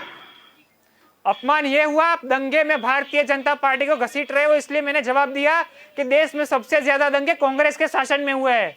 सबसे निर्दोष लोगों ने जान कांग्रेस के शासन में गंवाई गोधरा कांड के बारे है। में क्या ख्याल है आपका कल जी? गोधरा कांड कार्यकर्ता थे जलपा जी, दंगे हुए लेकिन वो दंगे करवाने वाले लोग ही आप लोग थे। झूठ है ये। जहाँ- जहाँ कांग्रेस पर के नेता कांग्रेस का टेलीविजन पे शासन झूठ होता बोल रहे है, हैं। ये मोदी जी लोग को फंसाने कहीं के ना लिए कहीं इन्होंने धर्म सरकार की और सभी मजहब के मशीनरियों नाम को पे लगा दंगे दिया, करवाते लेकिन हैं जनता ने और इनको कहीं ना साफ कर कहीं दिया है आज। हिंदुत्व खतरे मोदी में जी का को डर दिखाकर दंगों में सत्ता फंसाने के हथियाने लिए का काम करती है। इन्होंने बहुत ही कोशिश की, आज एनकाउंटर अपने केस में नरेंद्र फंसाने के लिए भी मोदी कोशिश की, लेकिन जनता ने इनको स्वीकार नहीं किया है। अच्छा ये बात है, लेकिन मोहन भागवत आरएसएस ने बयान दे दिया कि भाई मुसलमान और हिंदू है, उनका डीएनए एक है, हम एक भारतीय है, यानी कि आपने जो अकेला भगवा जो धारण किया है उसमें हमें हरा कलर कब देखने को मिलेगा? हमें किसी भी कलर को किसी भी धर्म के साथ जोड़ना नहीं चाहिए। वैसे जी। तो आप आज आपने भी एक भगवे जी। कलर का वस्त्र पहना, तो जी, इसका मतलब तो वो ये मैंने नहीं कि आप इसलिए भाजपा पहना में आ है रहे हैं। ताकि मैं आपको बता सकूं। मैं यही कह रहा हूँ मोहन भागवत की बात कि भगवा इसीलिए। कलर नहीं, कोई एक बोलिए। धर्म का नहीं है। मैं जी, ये बोल धर्म रहा का हूँ, नहीं है, सही बात है। ये तो सबका धर्म का कलर है। साबित किसने किया? ये सबका मुझे कलर यही है। बुलवाना था, ये मुझे सबका यही कलर है। बुलवाना था, इसीलिए भगवा मैं जैसे कलर, बैठी हूँ यहाँ पर। बोल भगवा दीजिए। कलर सबका बोल कलर है। दीजिए, बोल दीजिए भगवा कलर सबका है। मैं यही किसने मना किया? किसने मना किया? तो आपके नेता क्यों कौन से statement- भारतीय जनता पार्टी क्यों के नेता ने statement मना ऐसा किया देते हैं? कि भगवा कलर सिर्फ भाजपा का है? किसने कहा? क्यों मुझे बताइए, statement देते हैं ऐसा? किसने दिया? मोदी जी ने दिया, statement देते हैं नड्डा जी ने ऐसा? दिया, हिंदुत्व पे अमित क्यों भाई ने किया दिया, गया? विजय रूपाणी जी ने ऐसा क्यों स्टेटमेंट तिरंगे दिया। का कलर नहीं बोला जाता इसे? तिरंगा का कलर इसे हम तो क्यों नहीं तिरंगे बोला का जाता? कलर ही आपकी का पार्टी का बोलते हैं। स्लोगन है। बोल सकते हम थे कि ये तिरंगे का तिरंगा कलर ही का बोलते पहला हैं। कलर हर है। घर- आपने हर बोला, घर भगवा ये चाहेगा, तिरंगे का राम पहला रंग कलर मैंने पिलाएगा। पहना हुआ है। मेरा भगवा तो मैं धारण आपको नहीं यही किया, कह रहा मैंने हूँ, तिरंगे का पहला मैं कलर आपको पहना यही हुआ कह है। रहा हूँ, आप मैं नहीं आपको बोले, यही कह रहा आप हूँ, नहीं बोले, मैं आपको यही आप कह रहा नहीं हूँ। बोले, इसलिए मैंने सवाल पूछा। इसलिए मैंने जवाब दिया सवाल आपको। पूछा। इनका- आप बोल सकते थे मैंने कि आपको तिरंगा भगवा के पहला ऊपर भी कलर इनका है, तो copyright हो इसीलिए गया है। हमने ये अपनाया है। आप नहीं बोले, अगर आप नहीं कांग्रेस बोले पार्टी जलपा और जी- विपक्षियों ने कांग्रेस आप पार्टी और एक विपक्षियों ने statement एक कलर को एक statement धर्म बोलिए, के आप साथ क्यों नहीं जोड़ा बोल है। सकते? जो बात मैंने कही कि ये तिरंगे का पहला कलर है। तो मैं आपको यही बता रहा हूँ कि भगवा कलर सिर्फ हिंदुत्व या भाजपा का कलर नहीं है, ये पूरे देश का कलर है। मैं ये आपको यही बता रहा हूँ। लेकिन जी। कांग्रेस जी, लेकिन हरा कलर कांग्रेस भी हमारा ही है ना। सब कलर सभी हरियाली। भारतीयों के हैं, सुनिए, सब कलर सभी भारतीयों के ये हैं। आपके जी, ये कैंपेन में हमने स्टेटमेंट सुना को है। हम रिकॉर्ड पर रखेंगे। भारतीय जनता जी, पार्टी इनका सभी धर्मों को कैंपेन ही वहीं साथ से में लेकर शुरू होता चलती है। अगर भगवा छाएगा, राम राज्य फिराएगा, उसके बाद में राम राम मंदिर राज्य में से से आपको क्या दलाली तकलीफ भी है? खाएगा। देश में राम राज्य आए, उससे कांग्रेस को क्या तकलीफ है? राम से इतनी आपने नफरत तो मत राम कीजिए। को धोखा दे जनता दिया। आपको 40 से 4 सीट पर अरे ला देगी। भगवान राम को भी ये लोग सनातन धर्म का अपमान करना बंद राम को भी कीजिए। धोखा कोई अरे विरोध भगवान नहीं श्री है। राम को भी कांग्रेस कर धोखा रही है, देके आप नहीं कर उसमें रहे भी जलपा जी, दलाली लेकिन खाली लोग कांग्रेस ने। वाले आज भी कर रहे हैं। जी, मोदी जी के अरे- शासन में अरे भव्य मंदिर बन हमारे रहा है, शादी ये देख नहीं पा रहे नहीं, हैं। नहीं, क्या यहाँ भगवान पर राम- यही था, हमने देखा था तब भी ओवैसी दलाली सामने खाली आते लोग थे। ने। राम मंदिर की जब बात थी तब भी ओवैसी सामने आते थे। फिर से वो हिंदू मुस्लिम काफी सालों तक चला। फिर ठीक है, सुप्रीम कोर्ट का फैसला आया, लेकिन उसके बाद ये भागवत को क्यों ज्ञान हुआ? उन्होंने ये स्टेटमेंट पहले दे दिया होता तो शायद राम मंदिर का जो मसला है वो यूं ही सुलझ गया होता। उन्होंने आज स्टेटमेंट दिया है, फिर भी इतना बवाल मचा है, तो वो पहले कैसे सुलझ जाता? ओवैसी जी ने आज कैसे कैसे शब्दों का ट्वीट किया है वो हम आज सबने देखा है। बीजेपी ने अपनी प्रतिक्रिया क्यों नहीं दी? उन्होंने गोडसे हिंदुत्व के बारे में क्या कुछ नहीं कहा? क्यों? ओवैसी क्यों तो बोला नहीं बीजेपी गया? के भाजपा मार्केटिंग के हेड भागवत जी है। ने जो कहा है उसमें क्या गलत बात है? उन्होंने जो बात कही कि सभी देशवासियों का डीएनए एक है तो एक है। ओवीसी के बयान पर क्यों भाजपा के कोई बड़े नेता का निवेदन नहीं आया कि ये आप क्या बोल रहे हैं? मुख्तार अब्बास आप नकवी जी हिंदुत्व ने के बारे में क्या मुख्तार बोल रहे अब्बास हो? नकवी जी ने ट्विटर पर ओवैसी जी को जवाब दिया है, आज सुबह ही दिया है। और उन्होंने कहा है कि भाजपा जोड़ने का काम करती है और ओवैसी जी जो जैसे लोग इस देश को तोड़ने का काम करते हैं। भारतीय जनता पार्टी जोड़ने का काम करती है। नहीं, आप जो बात कर रहे हो अभी, आपके जो बीजेपी के नेता और केंद्रीय मंत्री है मुख्तार अब्बास नकवी और कोई नहीं, आपने उनको मैदान में उतारा और उन्होंने बोला था कि संघ के विचार हमेशा ऐसे रहे, लेकिन संघ के विचारों पर विरोधियों का दुष्प्रचार रहा है। और जब इस तरह के विचार जनता के बीच आएंगे तो स्वाभाविक है कि गुमराही गैंग, उन्होंने ये शब्द का प्रयोग किया है, गुमराही गैंग, के पेट में दर्द हो गया क्योंकि उसने खास तौर से मुस्लिम समाज में संघ को लेकर ऐसा माहौल बनाया था। वो एक्सपोज हो रही है, उनका नकवी जी ने यानी उसके लिए भी आगे 100% किया राइट गया कहा है। केंद्रीय इस देश मंत्री में आज गुमराही गैंग भी मुख्तार नकवी है, को। आंदोलनजीवी गैंग भी है, टुकड़े टुकड़े गैंग भी है। और जी, वो टुकड़े टुकड़े गैंग भी आपके साथ बैठी थी मीटिंग में। टुकड़े टुकड़े गैंग वालों को मैं आज ये कहता हूँ, जो कन्हैया कुमार आजादी के नारे पूरे देश में लगा के फिरते हैं जी, बेगूसराय की जनता ने 2019 के चुनाव में उनको 4,22,000 वोट से आजादी दे दी है। उनको वो आजादी अभी कम पड़ रही है, उनको अगले चुनाव में 6 लाख वोट से हारना लगता है, इसलिए पूरे देश में आजादी के नारे लेकर घूमते हैं। लेकिन भारत 1947 में आजाद हो चुका है, वो ऐसा भी नारा लगाता है। उन्होंने एक नारे में ऐसा बोला था कि गुजरात से आजादी, उनकी विचारधारा आज पूरे देश के सामने है। ये अर्बन नक्सल लोग इस देश को तोड़ने की कोशिश कर रहे हैं। हिंदू मुसलमानों के बीच मोदी जी के राज में जो सौहार्द का वातावरण बन रहा है, ये उनसे सहन नहीं हो रहा है। ये लोग उसको तोड़ना चाहते हैं। तो बीजेपी की इसलिए तरफ वो से ऐसी कोई दिक्कत पैदा कर रहे हैं स्टेटमेंट देकर। सिर्फ और सिर्फ केंद्रीय मंत्री, मैं फिर से एक बार उनका नाम दोहराना चाहूंगी, मुख्तार अब्बास नकवी को ही क्यों आगे किया गया? क्यों कोई दूसरे नेता सामने नहीं आए? भारतीय जनता पार्टी को मोदी भागवत जी के बयान में कोई दिक्कत नहीं लगी। दिक्कत नहीं, कोई ओवैसी विवाद ने भी नहीं तो है बहुत उसका। कुछ कहा। कोई विवाद होगा तो टिप्पणी नहीं, आएगी। पहले भी विवाद होगा तो टिप्पणी आएगी। नहीं, विवाद होगा तो ओवैसी ने, यानी जो कहा उससे विवाद नहीं है आपको। अरे, यानी आप बोल रहे हो ओवैसी ने जो बोला हिंदुत्व के बारे में उससे आपको कोई विरोध नहीं है? इसका मैं मतलब ये भागवत जी निकलता की है। बात कर रहा हूँ मैं तो ओवैसी की बात कर भागवत रही जी हूँ के ना। बयान की बात मैं कर ये रहा बोल हूँ। रही हूँ कि भागवत जी ने कुछ बोला, चलो आपने समर्थन भी नहीं किया, आपने विरोध भी नहीं किया, आप बहुत ही सेफ गेम में सब निकल गए। लेकिन ओवैसी की जो प्रतिक्रिया आई उस पर क्यों कोई बयान नहीं आया? जब वो हिंदुत्व के बारे में, वो गॉडसे की विचारधारा और नहीं बोलने का शब्द उन्होंने लिख दिया हिंदुत्व के बारे में। ओवैसी जी की फितरत पूरा देश जानता है। आप बोलते हो कि पहले जो हिंदू थे उन्हें मुसलमान बनाया गया, हम तो हमारा डीएनए एक है, ये है वो है, तो फिर ओवैसी ने इतनी बड़ी बात कह दी तो बीजेपी कहाँ गुम है? मुख्तार अब्बास नकवी जी ने जवाब दिया है, वो भारतीय जनता पार्टी की ओर से ही जवाब दिया है। ऐसा तो नहीं होता कि भारतीय जनता पार्टी का हर एक राष्ट्रीय प्रवक्ता आए और उसका जवाब दे। संबित पात्रा भी तो चुप नजर आए। संबित पात्रा जो हर थोड़े चीजों पर ट्वीट करते हैं, उन्होंने कुछ नहीं कहा। ना दिग्विजय सिंह कांग्रेस के कोई बयान पर आज उन्हें कोई जवाब मिला, क्यों नहीं मिला?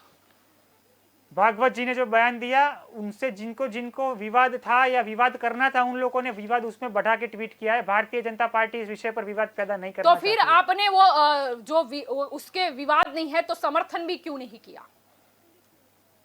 भारतीय सही बात को समर्थन जाहिर करने की आवश्यकता नहीं होती है मैम। ये हमारा इतिहास कहता है कि 40,000 साल पहले हमारे पूर्वज एक है, इसको कोई नकार नहीं सकता जी। यानी कि कोई नकार नहीं सकता। यानी कि फिर ये मुसलमान वाला लव जिहाद का कायदा क्यों बनाया गया? यानी लव जिहाद का कायदा जो मुसलमान होंगे वो कहीं ना कहीं पहले तो हिंदू ही रहे होंगे तो ना। आप ये कहना चाहते हैं कि लॉजिक नहीं बनाना चाहिए? ये तो लॉजिक ये रहा। मैं थोड़ी ना मोहन भागवत बोल रहे हैं, तो फिर आरएसएस, ये मोहन भागवत और बीजेपी ने जो बोला वो तो क्रॉस हो गया। आप जो बोल रहे हो तो यहाँ का कोई मुसलमान लड़का है, हो सकता है वो पहले हिंदू हो, ये तो उसके जो पूर्वज थे जिनका जबरदस्ती धर्म परिवर्तन हो गया और आज वो बेचारे मुसलमान कहला रहे हैं, लेकिन है तो वो हिंदू ही। हाँ, तो मैं यही कह रहा हूँ कि आज जो मुसलमान है वो अगर किसी हिंदू से शादी कर सकते हैं, क्यों नहीं कर सकते? लेकिन अपना नाम छुपाकर, अपनी पहचान छुपाकर कोई भी धर्म के व्यक्ति अगर किसी औरत के साथ शादी करता है तो इससे आपत्ति होनी चाहिए, क्यों नहीं होनी चाहिए? क्या संदीप भाई, क्या संदीप मुद्दे भाई, को क्या आप मुद्दे को नहीं समझ रहे। वो कहाँ मुसलमान है, वो तो हिंदू है। हम ये नहीं कह रहे। अरे आप आप एक बात बोल दीजिए। हमारे पूर्वज एक है, हम ये बात कह रहे हैं। आज कोई भी व्यक्ति किसी धर्म का पालन पूर्वज करता एक है, है तो फिर दो अलग अलग कैसे हो सकते हैं? 40,000 साल पहले के पूर्वज सबके एक है। देखिए, मैं मैं आपको क्या स्पष्ट बोलना तौर चाह पर रहे बात करना चाहता हूँ। हमें सभी धर्मों का सम्मान करना चाहिए और खुद के धर्म का अच्छी तरह से पालन करना चाहिए। जी, और लेकिन हिंदुत्व पे कोई बोले तो क्या करना लेकिन चाहिए? ये बात को नकारना भी नहीं चाहिए आरएसएस में कि कुछ सिखाया 40,000 गया है, साल पहले हिंदुत्व पर हमारे बोले तो पूर्वज क्या एक करना ही थे। जलपा जी, हिंदुत्व पर कोई निवेदन दे, टीका टिप्पणी करे, हिंसा का आरोप लगाए कि ये वही है, मतलब हिंदुत्व की विचार देने, ये हिंसा करना, हत्याएं करना, क्या कहना है आपका ओवैसी के निवेदन पर? क्या जी, मैंने आपका आखिरी बात सुनी। ओवैसी ने ये कहा कि हिंसा है, हत्याएं जो होती है वो हिंदुत्व की विचारधारा है, उनकी मतलब देन है, ऐसा उनका कहने का मतलब निकलता है उनके ट्वीट का। क्या कहना चाहोगे? वो तो हिंदुत्व के बारे में 1% भी मैं उनकी बात से सहमत नहीं हूँ।